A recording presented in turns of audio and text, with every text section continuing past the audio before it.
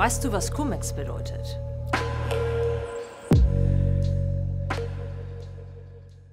Ganz einfach. Bei Cum-Ex-Deals arbeiten Banker, Anwälte und Investoren zusammen, um Steuer zu rauben.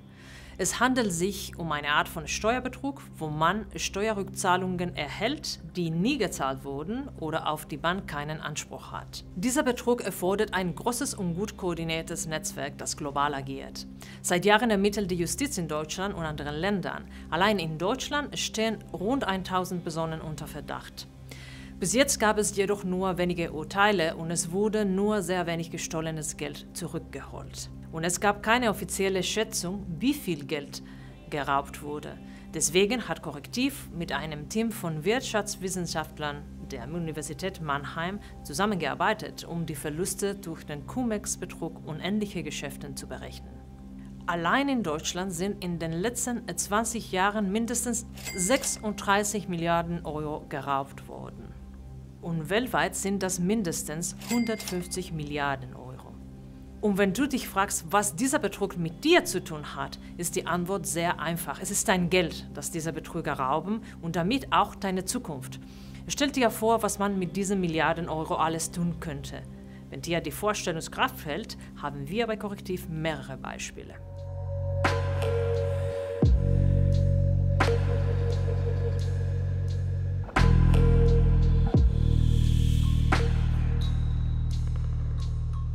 Und das nur in Deutschland. Und das, obwohl die Behörden ständig wiederholen, dass der Betrug nicht mehr möglich ist und dass sie den Hand zugedreht haben. Mit ziemlich hoher Wahrscheinlichkeit geht der milliardenschwere Betrug weiter. Dass es weiterläuft, behaupte nicht ich, das sagen Steuerexperten wie Professor Christoph Spengel.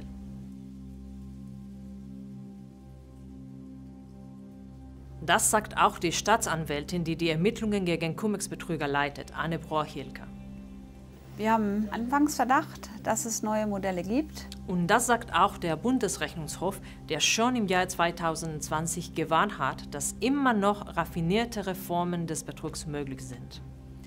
Da sagen auch Banker wie Sanjay Shah, den ein Team von Correctiv und ARD Panorama in Dubai besucht hat. Ich würde sofort wieder in dieses Geschäft einsteigen. Und das ist mein Plan. Ich werde sofort wieder einsteigen. Während diese Cum-Ex-Geschäfte in Deutschland und anderen europäischen Ländern noch möglich sind, haben die USA das Problem vor mindestens einem Jahrzehnt eingedämmt.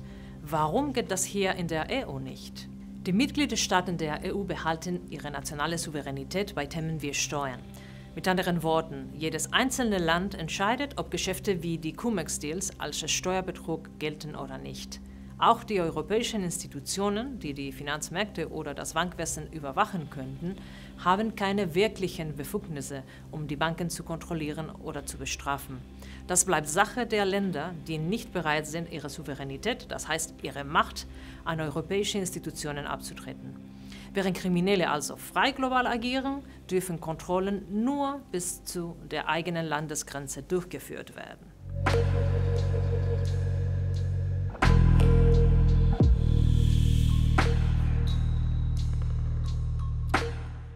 Die deutsche Justiz kann also nur in Deutschland ermitteln, auch wenn die Beteiligten über Firmenstrukturen im Ausland Steuern aus der deutschen Staatskasse rauben.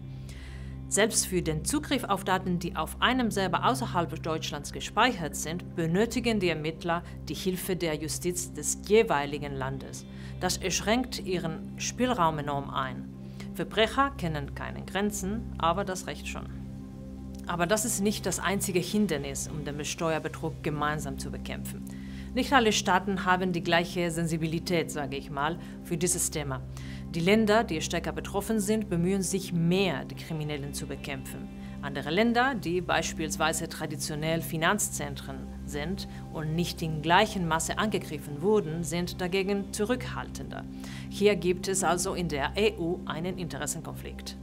Die Gesetze hindern in einigen Fällen die Aufsichtsbehörden daran, mit den Steuerbehörden zu kommunizieren oder verdächtige Transaktionen zu melden, selbst wenn sie entdeckt werden. Kurz gesagt, der Mangel an Koordination erschwert den Kampf gegen diese Form der Wirtschaftskriminalität sehr.